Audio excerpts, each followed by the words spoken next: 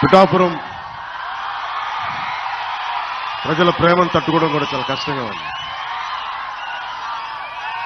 ఒక ఊరు, ఒక నియోజకవర్గం నాలాంటి వాడిని ఎంత ప్రేమగా, ఇంత అద్భుత స్వాగతం పలుకుతారా,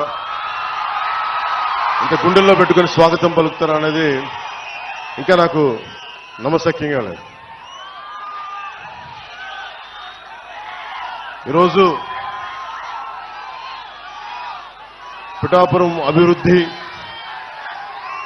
మిగతా అన్నిటికీ మాట్లాడుకోబోయే ముందు ఒకసారి ఏ పరిస్థితిలో ఉన్నాం మనం ఇక్కడ. ఈ వైసీపీ ఫ్యాన్ కి సౌండ్ ఎక్కువ, గాలి తక్కువ.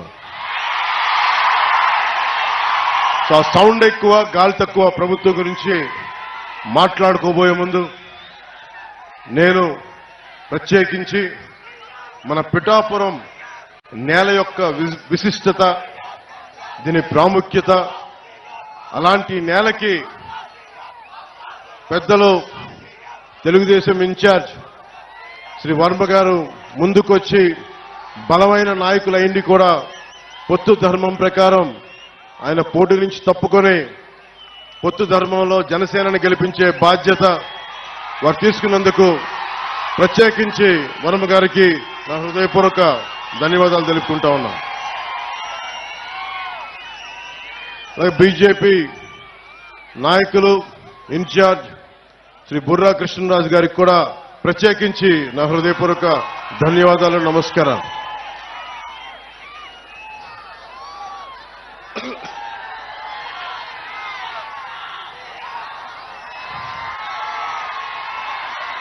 ఇది పిఠాపురం పోటీ చేయాలి అని నేను కల్లో కూడా ఊహించలేదు. నాకు ఇన్ని దశాబ్దాలుగా, దాదాపు 1.5 దశాబ్దంగా సమస్యల మీద పనిచేసుకోవడం తెలుసు తప్ప నేను ఒక పోటీ చేయాలి, నేను ఒక నియోజకవర్గాన్ని ఎస్టాబ్లిష్ చేసుకోవాలి, స్థాపించుకోవాలి అన్న ఆలోచన నాకు రాలేదు.